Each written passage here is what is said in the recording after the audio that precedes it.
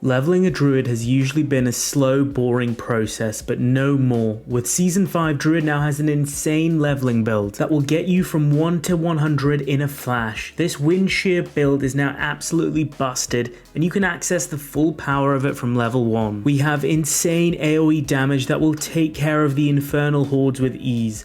Amazing single target DPS as well, which druids previously lacked, so that you can take out bosses, including the capstone bosses, with ease. The build also has so much survivability through massive stacking of damage reduction and through constant healing. It requires no unique, so you aren't at the mercy of RNG. And the best part about this build is that it has zero issues with spirit, as the basic ability is so goddamn powerful. I'll place a build link in the comments below. So let's go over the core gameplay loop of the build. The main ability of this build is Wind Shear, our basic ability. Wind Shear fires a blade of wind which pierces enemies, makes them vulnerable, and boosts our movement speed so we aren't so sluggish during the whole leveling process. We combine this with the one mandatory aspect of the build, the aspect of Calm Breeze, which can be obtained at level 1 from the Grinning Labyrinth dungeon in the Dry Steppes. Now our Wind Shear applies poison damage, and unlucky hit, it has a chance to restore our spirit fully. The poison damage can scale with anything that improves Wind Shear damage, and is what makes it S tier for single target damage, especially in the earlier levels. Our main AoE attack is Pulverize, which slams the ground and deals damage to surrounding enemies.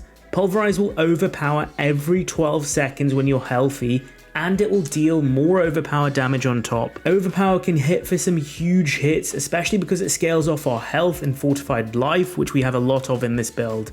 One of our passive skills, Provocation, will guarantee an overpower hit after we use Pulverize and remain in Werebear form.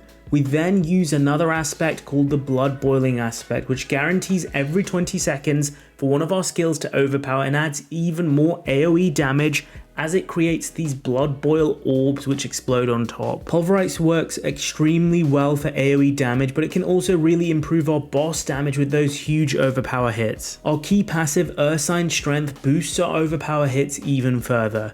Our ultimate ability is Cataclysm, which adds even more AoE damage into the mix, which can be especially helpful against stronger packs of elites. Our defensive skills provide us with huge survivability. Bloodhowl gives us 20% of our health back every time we use it, as well as a chunk of spirit on top thanks to innate Bloodhowl. And if you pair this with the Bold Chieftain's aspect, you can really spam Bloodhowl for constant healing and constant spirit. Cyclone Armor gives us damage reduction, whilst Earthen Bulwark gives us a barrier and makes us unstoppable. Anytime we use any of these defensive skills, we gain even more damage reduction thanks to Vigilance. Honestly, this build has it all: AoE damage, single target damage, damage over time, fortified, damage reduction stacking, healing, and massive spirit generation. There's not one weakness here for leveling. So let's go over this skill tree. So you want to put 1 point into Wind Shear, 1 into Enhanced Wind Shear, and 1 into Fierce Wind Shear. Then you want to put 1 point into Pulverize, 1 into Enhanced Pulverize, and 1 into Raging Pulverize. We then want to go unlock our defensive skills. Whilst leveling, prioritize unlocking new skills first over getting passives. Put 1 point into Bloodhowl, 1 into Enhanced Bloodhowl, and then 1 into Innate Bloodhowl. This will solve most healing and spirit issues early on. Then put 1 into Earthen Bulwark, 1 into Enhanced Earthen Bulwark. Then put 1 into Cyclone Armor, 1 into Enhanced Cyclone Armor, and 1 into Preserving Cyclone Armor. 1 into Ancestral Fortitude to put 3 points into Vigilance, which will give us a ton of damage reduction whenever we cast any defensive skill. Then put 1 point into Mending so we can unlock Provocation, which you want 3 points into as soon as possible to help guarantee overpower hits. Now put 3 points into Nature's Reach for more damage.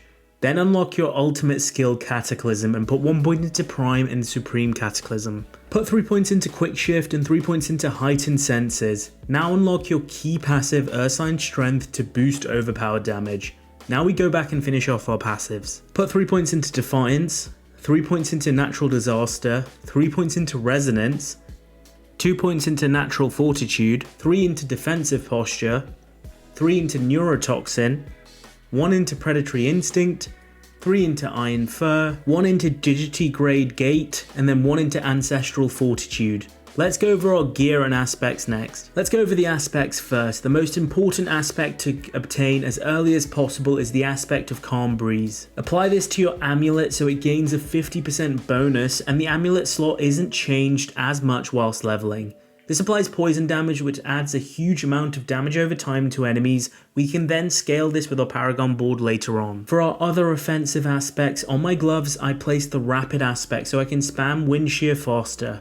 On my weapons, I place the aspect of Ursine Horror so that pulverize leaves behind spikes which deal even more damage. And then on our offhand, we have the aspect of Moonrise, so whenever we spam our Wind Shear, we gain even more attack speed, which really ups its single target output. We also have the Blood Boiling aspect on one of our rings, which guarantees an overpower proc every 20 seconds and provides more AoE through volatile blood explosions. Our other ring has the Bold Chieftain's aspect, which reduces the cooldown of Blood Howl significantly based on the number of enemies nearby. Even the lowest roll aspect of this is really helpful in allowing you to spam Blood Howl. For our defensive aspects, we have aspect of Might on our helmet, so we gain 20% damage reduction after using Wind Shear. Aspect of Assimilation for more Fortify, which will scale our overpowered damage, and we put this on our chest piece. On our pants, we put the Undying aspect, which gives us even more healing. And then on our boots, we have the Slaughter aspect, which boosts movement speed, especially during those down periods where you're traveling from one pack of enemies to another in a dungeon, where this build really lacks movement options. Let's go over our gear rolls next. Don't worry too much about having perfect rolls.